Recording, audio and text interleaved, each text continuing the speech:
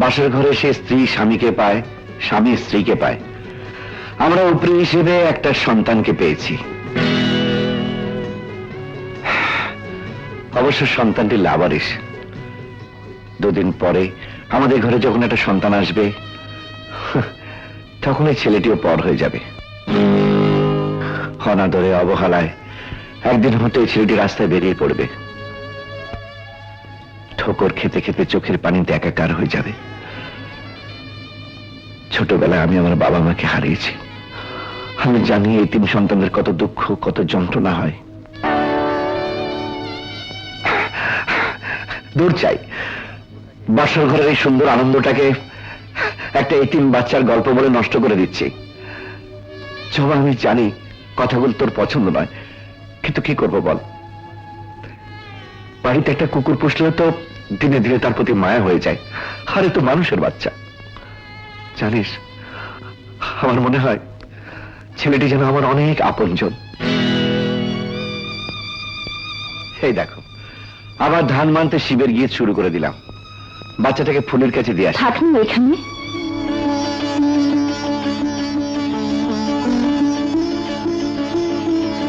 সত্যি বলছিস জবা, ও আমাদের মাঝে থাকবে?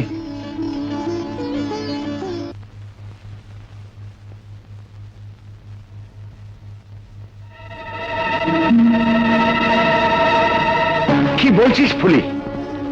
হ্যাঁ, ও ঠিকই বলেছে। আমি বন্ধা হয়ে এসেছি। জবা,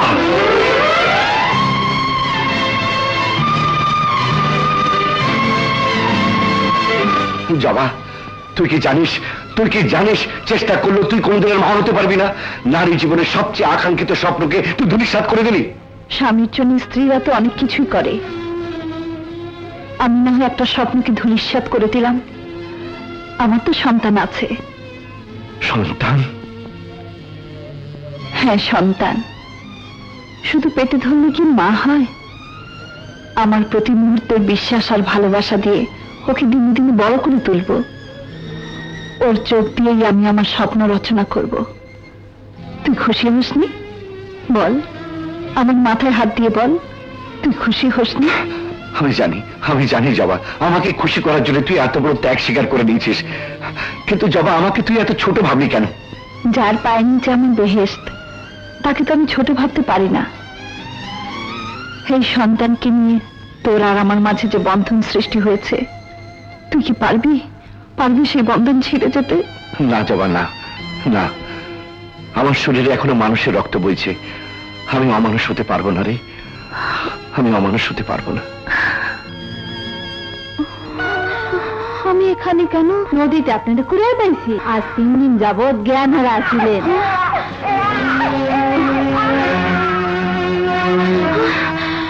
আমার খোকা,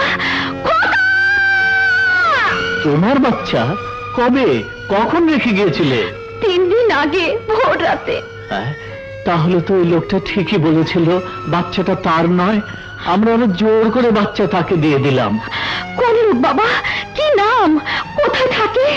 তা তো কিছুই জানি না মা, তবে দেখলে ঠিকই চিনবো। তাহলে এখন আমি কি করব? কোথায় আমার বাচ্চাকে খুঁজব? কোথায় যাব? অস্থির হয়েও না, তুমি পুলিশে খবর দাও মা।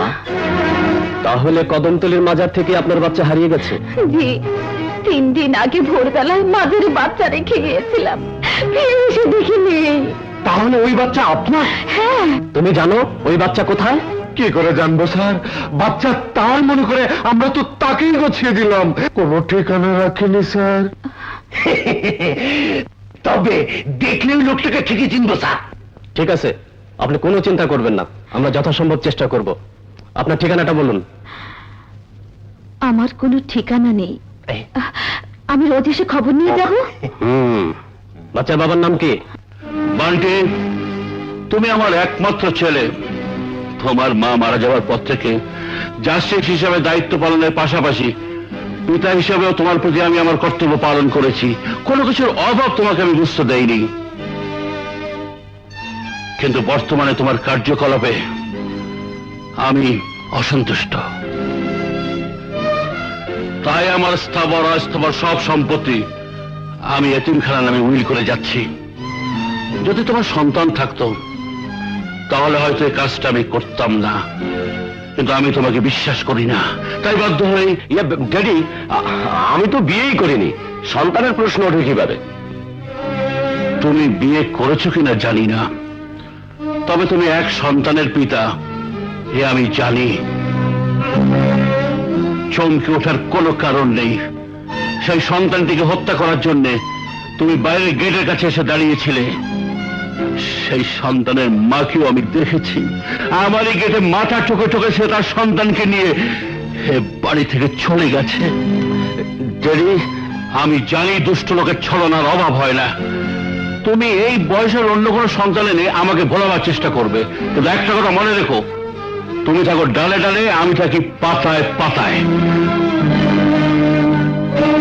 তবে হ্যাঁ, এর মধ্যে যদি ওই বাচ্চা তার মাকে স্বীকৃতি দিয়ে এই বাড়িতে নিয়ে আসতে পারো, তাহলে উইলের সিদ্ধান্ত পরিবর্তিত হতে পারে।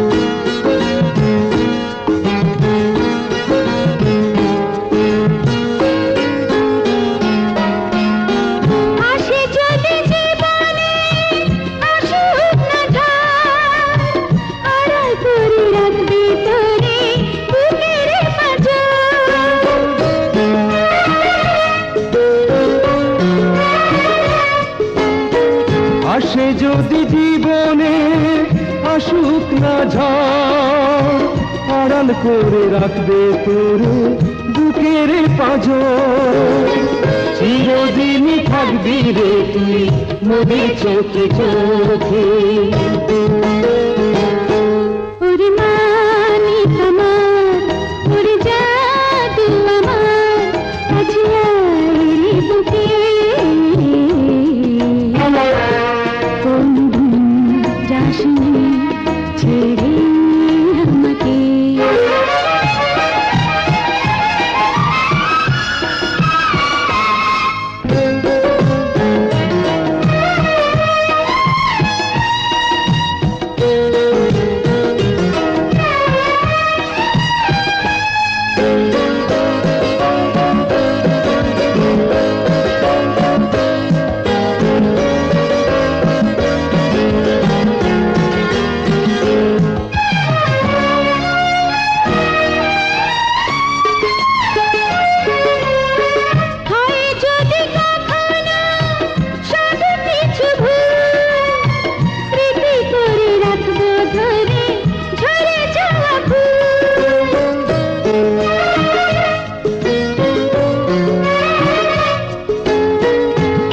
যদি কখনো সব কিছু ভুল, স্মৃতি করে রাখবো ধরে ঝরে যাওয়া ফুল।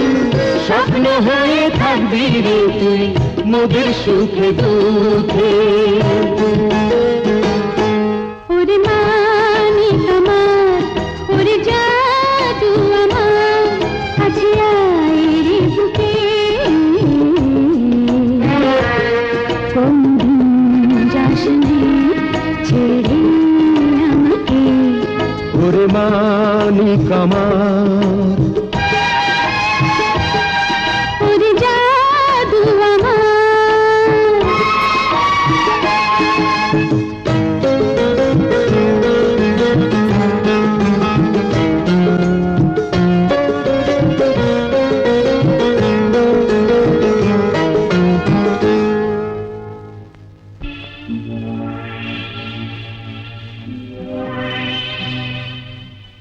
এখানে কি চান হাওলদার সাহেব? না মানে রিক্সাওয়ালার সঙ্গে বাচ্চা, ওটাকে।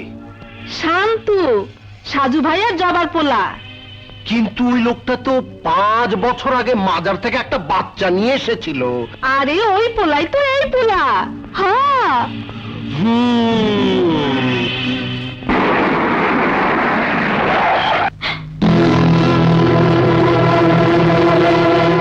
Shahana,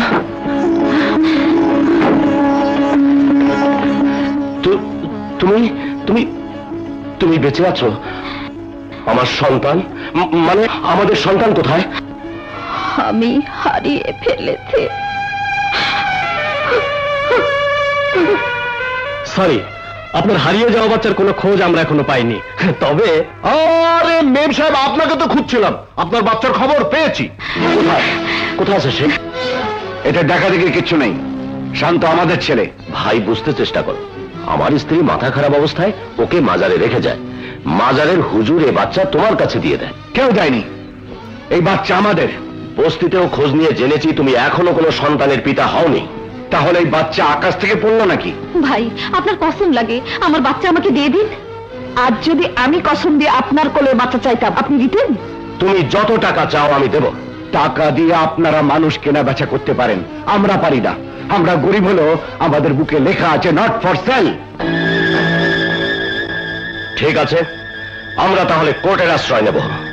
order, order.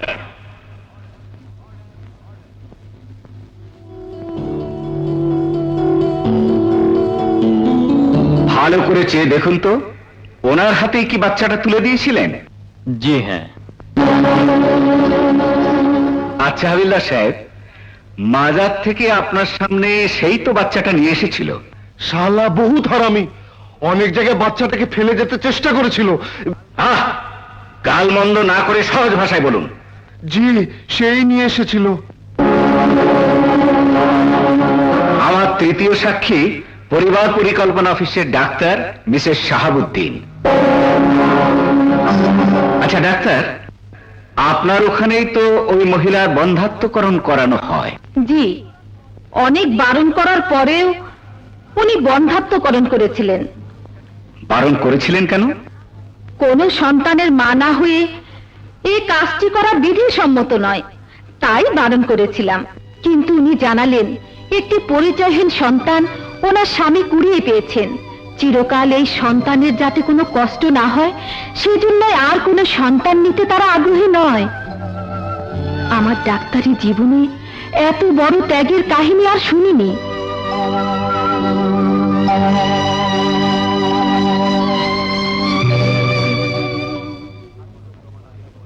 সাক্ষ্য প্রমাণাদির উপর নির্ভর করে অত্র আদালত এই সিদ্ধান্তে উপনীত হল যে বান্টি চৌধুরী এবং তার স্ত্রী এই সন্তানের প্রকৃত পিতামাতা। সুতরাং সন্তান তাদের কাছেই থাকবে।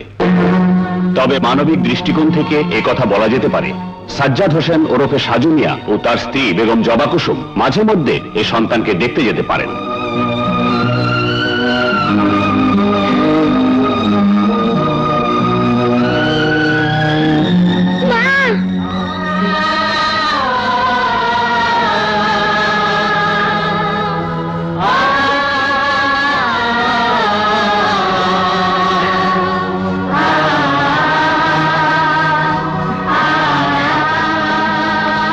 এসো বাবা, আমার কোলে এসো, এসো। আমি দেব না। দিয়ে দে, দিয়ে দে। সেদিন যখন পই পই করে বলেছিলাম এই বাচ্চা আমার নয়, তখন ওই ইমাম সাহেব হাবিলদার সাহেব জোর করে আমার ঘাড়ে গুছিয়ে দিয়েছিল, তুই মা বলি আমি বাবা হলাম। সর্বস্ব হারিয়ে যখন আমরা এই সন্তানের মাঝে ভবিষ্যতের স্বপ্ন দেখতে শুরু করেছিলাম, তখন ওরা এসে বলছে এই সন্তান নাকি আমাদের কেউ না, এমনকি জজ সাহেব রায় দিয়ে গেলেন এই বাচ্চা তাদের। এই আদালত সাক্ষী প্রমাণের উপর নির্ভরশীল। তোর আর আমার চোখের পানি আর বুক ভরা আর তোনাদের জন্য কিছু এসে যায় না। দিয়ে দেয়, আমি বলছি দিয়ে দেয়। না, আমি দেব না। প্রয়োজন হলে এই আদালত হচ্ছে আরো বড় আদালতে আমি যাব। আমি চিৎকার করে শুধু একটি কথাই বলবো, আপনি বুঝিয়ে দিন জজ সাহেব, মা কাকে বলে? যে জন্ম দেয় সে, না যে লালন করে সে। পৃথিবীর সব আদালত তোর বিরুদ্ধে রায় দেবে।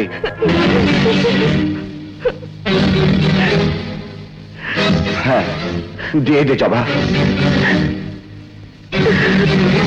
দিয়ে দে, দিয়ে দে জবা।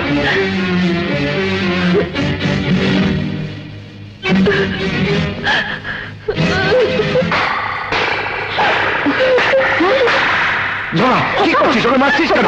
জবা, আমাকে যাতে ভুল বোঝে, ও যখন ওখানেই থাকবে ওদেরকেই আপন ভেবে থাকুক, তাতে ওর কষ্ট হবে না,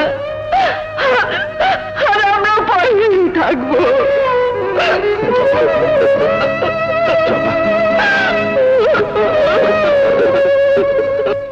আসসালামু আলাইকুম স্যার। ওয়ালাইকুম সালাম দাদু ভাই। এই যে বৌমা। শান্ত সাবালক না হওয়া পর্যন্ত আপনার একমাত্র পুত্র বান্টি চৌধুরী সব সম্পত্তির কেয়ারটেকার হিসেবে থাকবেন, এই মর্মে উইল সম্পাদিত হলো। গুড। এই যে স্যার। আচ্ছা ড্যাড, ছেলে যদি আপনার নাতি কোনো কারণে অথর্ব বা অপদার্থ হয়, মানে আমি বলতে চাইছি এই বিশাল সম্পত্তি রক্ষণাবেক্ষণের ক্ষমতা যদি না রাখে, সেক্ষেত্রে কি হবে? সেক্ষেত্রে তুমি সার্বিক মালিক হিসেবে এই সম্পত্তির দায়ী দায়িত্ব গ্রহণ করবে। বুঝতেই তো পারছ কি কারণে পিতা হয়েও তোমার মতো পুত্রের উপর শর্ত আরোপ করতে হয়।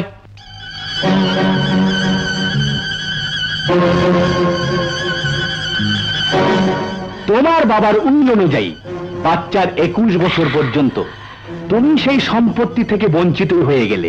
হ্যাঁ, তারপর ছেলে বড় হয়ে যখন সম্পত্তির মজা পেয়ে যাবে, তখন তোমার কপালে লাঠি উষ্টা ছাড়া আর কিছুই নেই। উইলে একটা শর্ত আছে, ছেলে অমানুষ হলে সার্বিক সম্পত্তির মালিক আমিই হব, এবং এবং ছেলেটি অমানুষ হবে।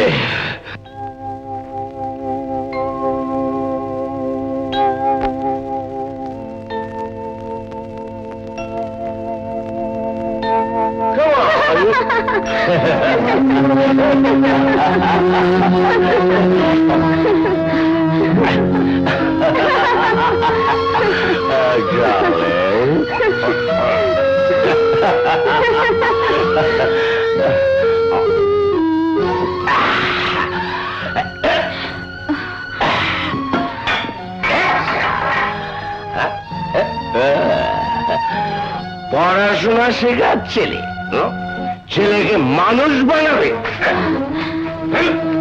বাবা অফিসের কাজে বাইরে গেছে, আর সেই সুযোগে মদ খেয়ে এসে কি মাতলামি শুরু করেছো? মেয়েটিকে? মেয়েটি তো সতীন। কি বাজে বকছো? ঠিক করে বলো, মেয়েটিকে এখানে কেন এনেছো? চোরের বাচ্চা, সে কৈফিয়ত কি তোকে দিতে হবে?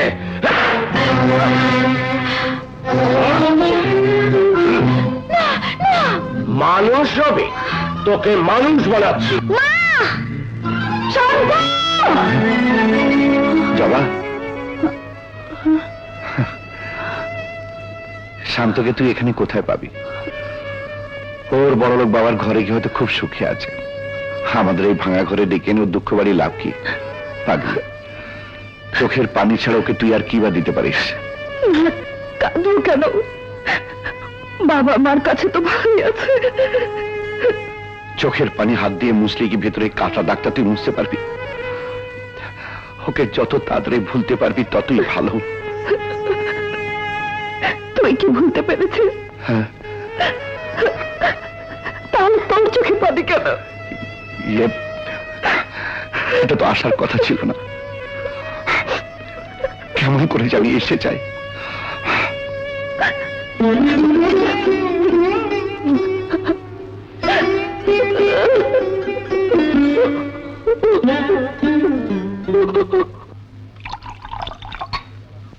খা, সব দুঃখ জ্বালা ভুলে যেতে পারবি। দে।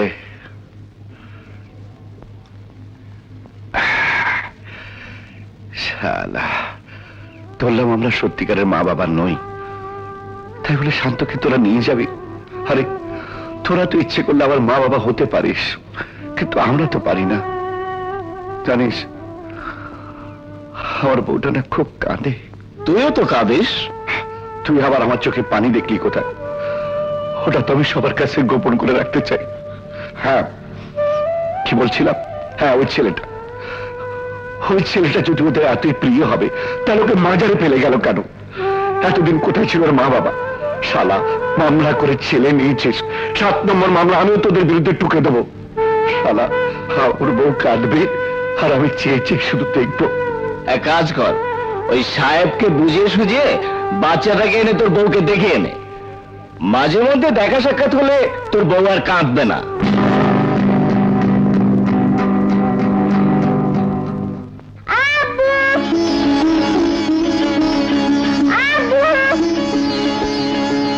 শান্ত শান্ত।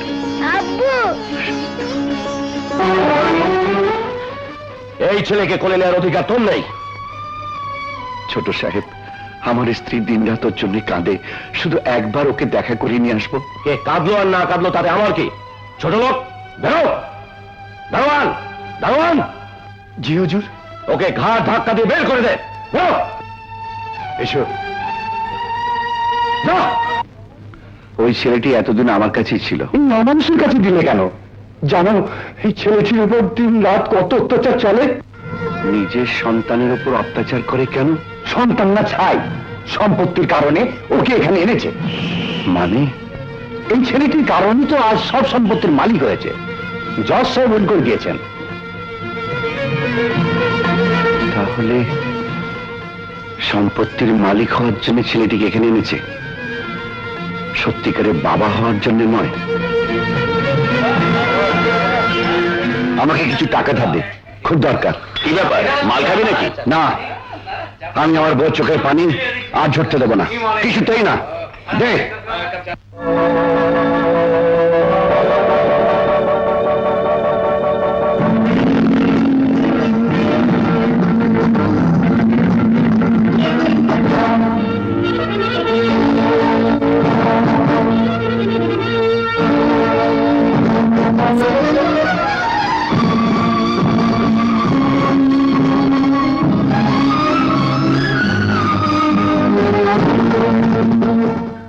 নিখা,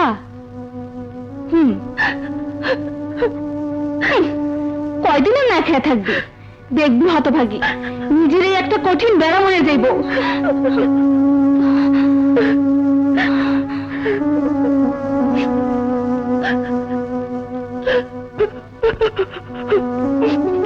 যাবা তো, শান্তকে নিয়ে এসেছি। কোথায় কোথায় আমার শান্ত? আয় আমার সঙ্গে, মিথ্যে বলছিস না তো? আয়।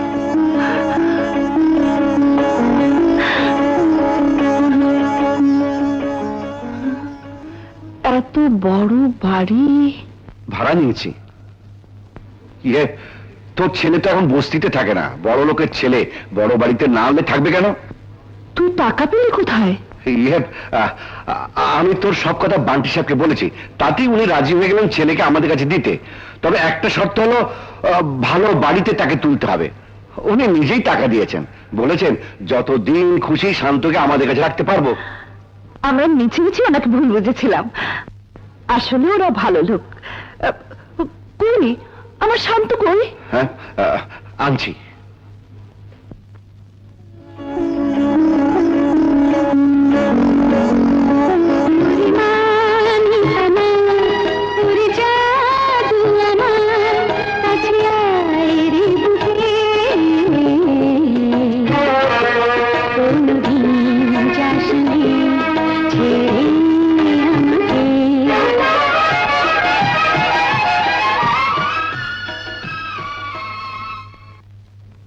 শান্ত, মা, শান্ত, মা, শান্ত, শান্ত, শান্ত, আমার মানিক, আমার সোনা, আমার মানিক, শান্ত।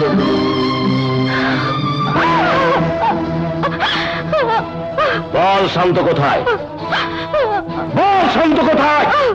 বন্ধু, ও কিছুতেই বলবে না, কারণ ও জানে সম্পত্তি হাতে পেতে হলে শান্তকে প্রয়োজন।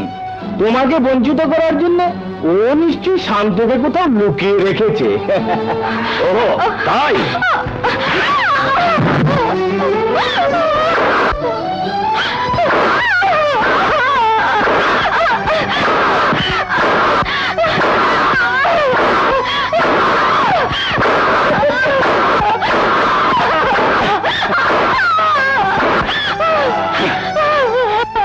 বল শান্তকে কোথায় লুকিয়ে রেখেছিস? বল।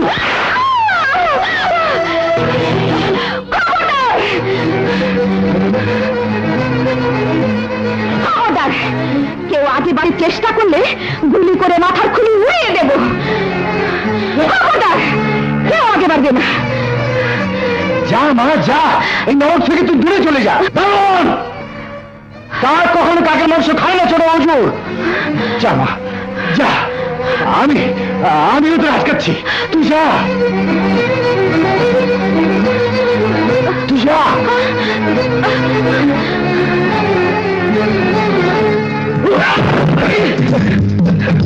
যাও, ওই মেয়েকে ধরে নিয়ে আয়।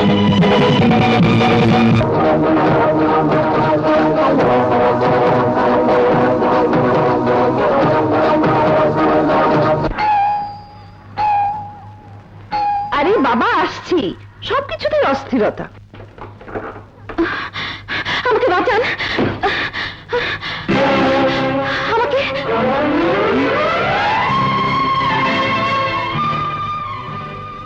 এত তাড়াতাড়ি তো আপনার আসার কথা নয়। আর তাছাড়া আপনার ছেলেকে তো আমরা কোনো অযত্নে রাখছি না। আমি আপনার কথা বুঝতে পারছি না। মা,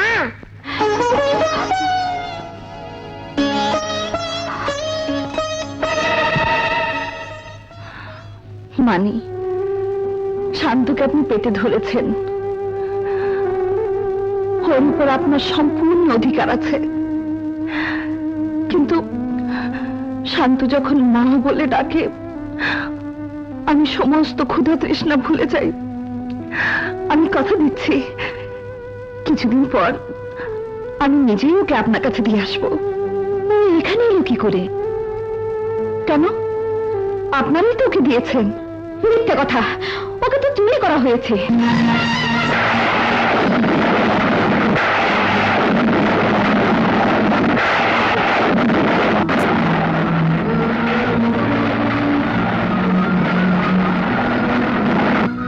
চুরি? কি বলছেন? হ্যাঁ,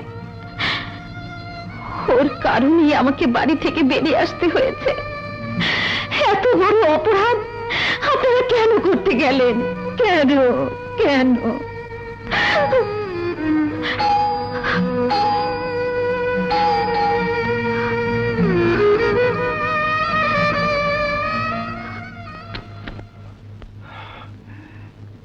জবা, শান্ত কোথায়?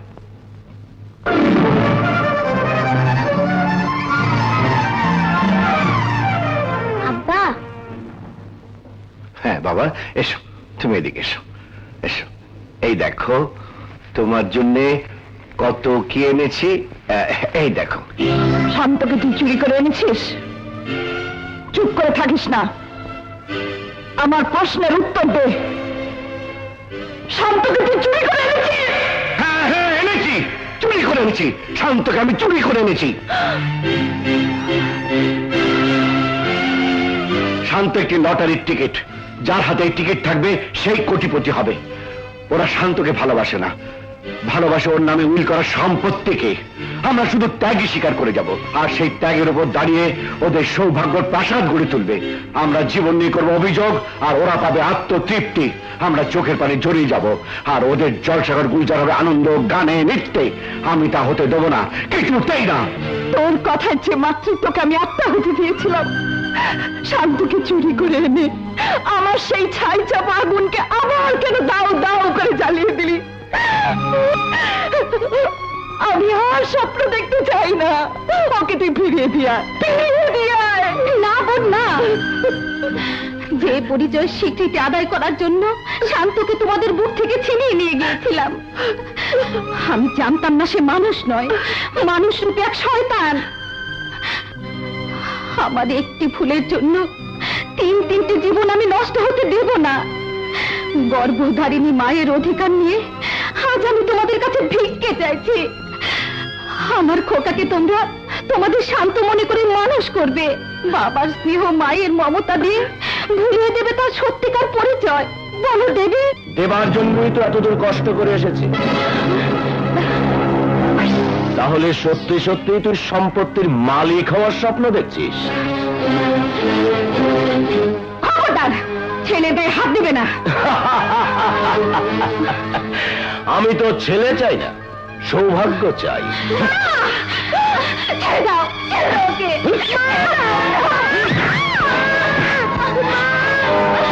ওকে বাঁচাও, শয়তানটার হাত থেকে ওকে বাঁচাও, বাঁচাও।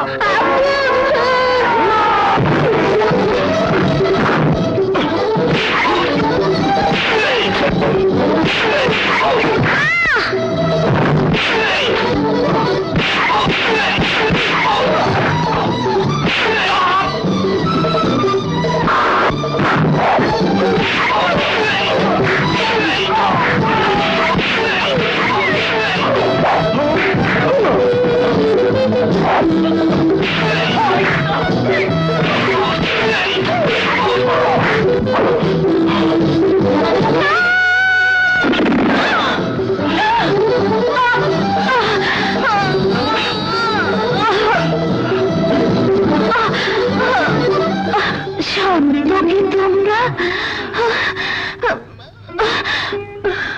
তোমাদের কাছে রেখে দিও।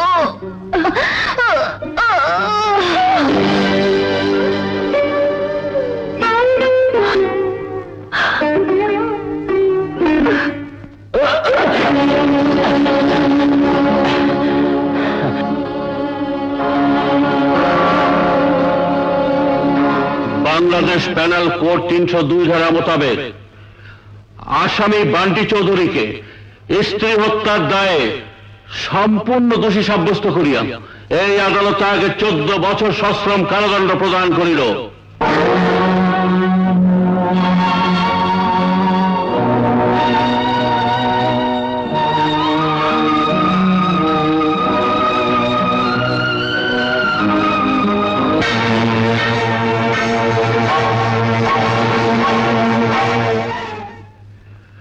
বিচারকের এজলাসে বসে অনেক বিচারের রায় আমি দ্ব্যর্থহীন কণ্ঠে ঘোষণা করেছি, কিন্তু আজ তোমাদের এখানে ডেকে এনেছি আমার নিজের বিচারের রায় জানাতে। আমার এই নাতিটি সাবালক না হওয়া পর্যন্ত সমস্ত সম্পত্তির রক্ষণাবেক্ষণ ও ভোগ করার দায়িত্ব তোমাদের। কিন্তু এই দায়িত্ব আপনি নিচ্ছেন না কেন? আমি আমার নিজ সন্তানকে মানুষ করতে পারিনি, ভয় হচ্ছে শান্ত হয়তো অমানুষ হয়ে যাবে। বলো, তোমরা তার দায়িত্ব নেবে? বলো, বাপের বয়সে এই বুড়োর শেষ অনুটু রাখবে?